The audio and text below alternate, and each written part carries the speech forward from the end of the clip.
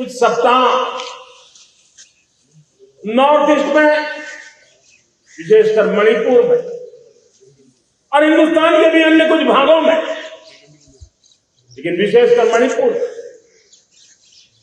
जो हिंसा का दौर चला, कई लोगों को अपना जीवन खोना पड़ा, मां बेटियों के सम्मान के साथ खिलवाड़ हुआ। लेकिन कुछ दिनों से लगातार शांति की खबरें आ रही हैं। देश मणिपुर के लोगों के साथ है। देश मणिपुर के लोगों को पिछले कुछ दिनों से जो शांति बनाए रखी है, उस शांति के पर्व को आगे बढ़ाए और शांति से ही समाधान का रास्ता निकलेगा। और राज्य और केंद्र सरकार मिलकर के उन समस्याओं के समाधान के लिए भरपूर प्रयास कर रही है, करती रहती है। आज परिवारवाद और तुष्टीकरण, इसने देश का बहुत बड़ा दुर्भाग्य किया। अब लोकतंत्र में ये कैसे हो सकता है कि पॉलिटिकल पार्टी, और मैं विशेष बल दे रहा हूं पॉलिटिकल पार्टी, आज मेरे देश के लोकतंत्र में एक ऐसी विकृति आई है जो कभी भारत के लोकतंत्र को मजबूती नहीं दे सकती। और वो क्या है बीमारी? परिवारवादी पार्टी। और उनका तो मंत्र क्या है? Party of the family, by the family and for the family. इनका तो जीवन मंत्र यही है कि उनकी पॉलिटिकल पार्टी, उनका राजनीतिक दल परिवार का, परिवार के द्वारा और परिवार के लिए परिवारवाद और भाई भतीजावाद प्रतिभाओं के दुश्मन हो, योग्यता को नकारते हैं, सामर्थ्य को स्वीकार नहीं करते हैं। और इसलिए परिवारवाद इस देश के लोकतंत्र की मजबूती के लिए उसकी मुक्ति जरूरी है। सर्वजन हिताय सर्वजन सुखाय, हर किसी को हक मिले इसलिए, और सामाजिक न्याय के लिए भी ये बहुत जरूरी। उसी प्रकार से तुष्टीकरण ने सामाजिक न्याय का सबसे बड़ा नुकसान किया। अगर सामाजिक न्याय को तबाह किसने किया है तो तुष्टीकरण की सोच, तुष्टीकरण की राजनीति, तुष्टीकरण का सरकारी योजनाओं का तरीका, इसने सामाजिक न्याय को मौत के घाट उतार दिया। 2019 में परफॉर्मेंस के आधार पर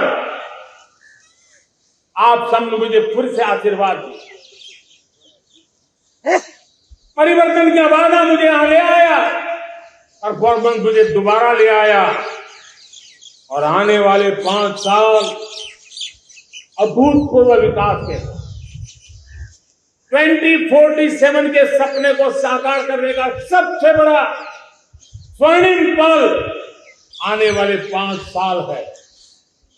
और अगली बार 15 अगस्त को इसी लाल किले से मैं आपको देश की उपलब्धियां, आपके सामर्थ्य, आपके संकल्प, उसमें हुई प्रगति, उसकी जो सफलता है, उसके गौरवगान, उससे भी अधिक आत्मविश्वास के सामने आपके सामने मैं प्रस्तुत करूंगा।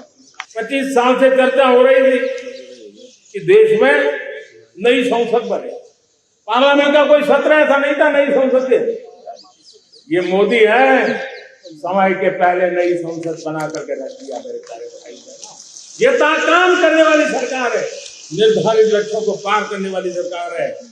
ये नया भारत है, ये आत्मविश्वास से भरा हुआ भारत है। ये संकल्पों को चरितार्थ करने के लिए जी जान से जुटा हुआ भारत है। और इसलिए ये भारत न रुकता है, ये भारत न थकता है, ये भारत न हारता है और न ही ये भारत हारता है। साथियों, मैं 1000 साल पहले की बात इसलिए कह रहा हूं, मैं देख रहा हूं फिर एक बार देश के सामने एक मौका आया। इस ऐसे कालखंड में हम जी रहे हैं, ऐसे कालखंड में हमने प्रवेश किया है और ये हमारा सौभाग्य है कि भारत के ऐसे अमृत काल में, ये अमृत काल का पहला वर्ष है, या तो हम जवानी में जी रहे हैं या हम मां भारती की गोद में जन्म ले चुके हैं।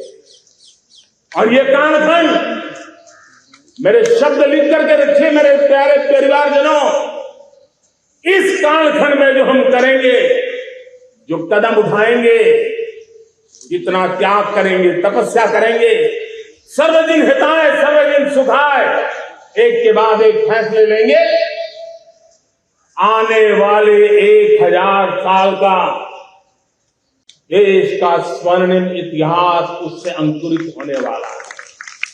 मैं कहना चाहूंगा 2014 में आपने एक मजबूत सरकार बनाई, और मैं कहता हूं 2014 में और 2019 में आपने एक सरकार फॉर्म की, तो मोदी में रिफॉर्म करने की हिम्मत आई।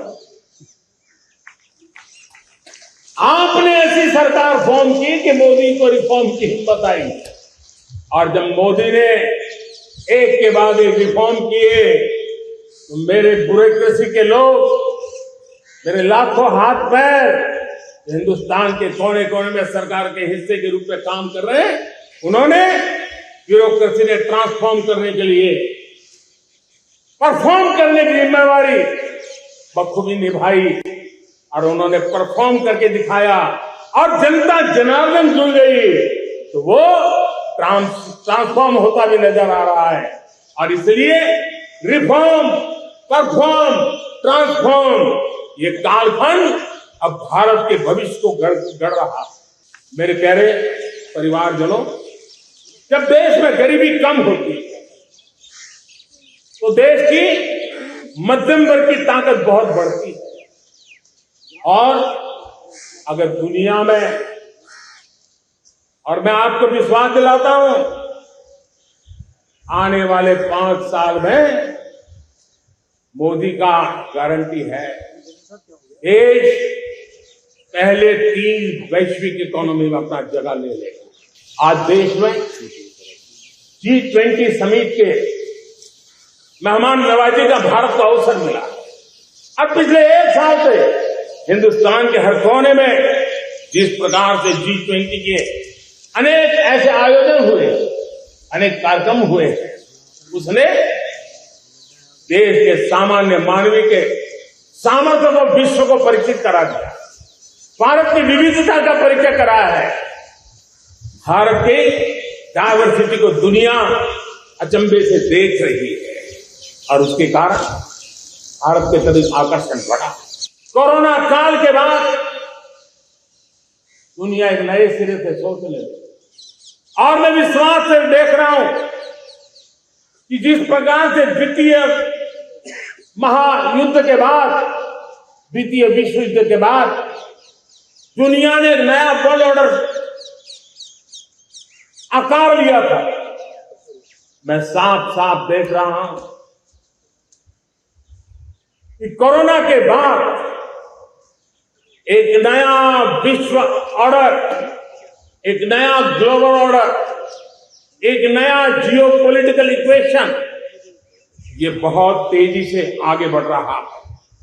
जियोपॉलिटिकल इक्वेशन की सारे व्याख्याएं बदल रही है, परिभाषाएं बदल रही है, और मेरे प्यारे परिवारजनों, आप गौरव करेंगे। बदलते हुए विश्व को शेप देने में आज मेरे 140 करोड़ देशवासियों, आपका सामर्थ्य नजर आ रहा है। आप निर्णायक मोड़ पर खड़े हैं,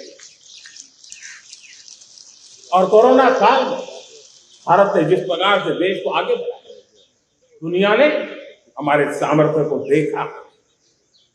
जब दुनिया के सप्लाई चेन तहस नहस हो गई, बड़ी बड़ी अर्थव्यवस्था पर दबाव था, उस समय भी हमने कहा था हमें विश्व का विकास देखना है तो मानव केंद्रीय होना चाहिए, मानवीय संवेदनाओं से भरा हुआ होना चाहिए, और तब जाकर के समस्याओं का सही समाधान निकालेंगे।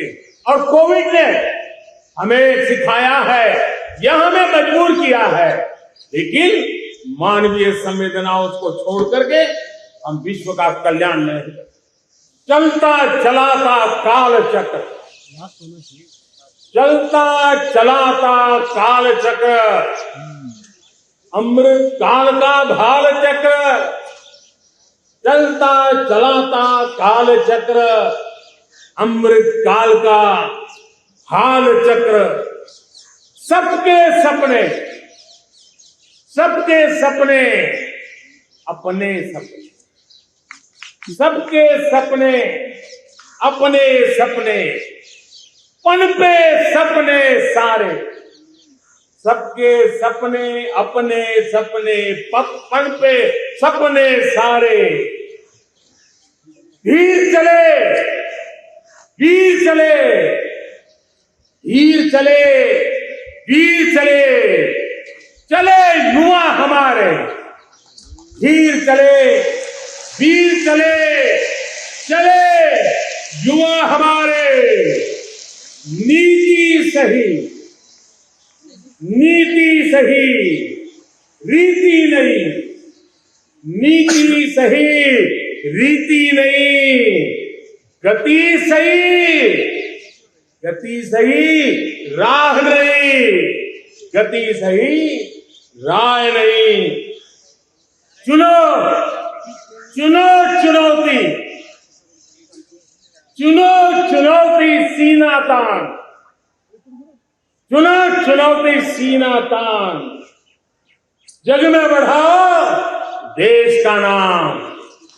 चुनो चुनौती सीना तान, जग में बढ़ाओ देश का नाम। अरे हम तो फकीर आदमी। हिंदुस्तानी इस्लाम मुझे बहुत दुख होता है। खत्म, बाय बाय। कम पढ़े लिखे प्रधानमंत्री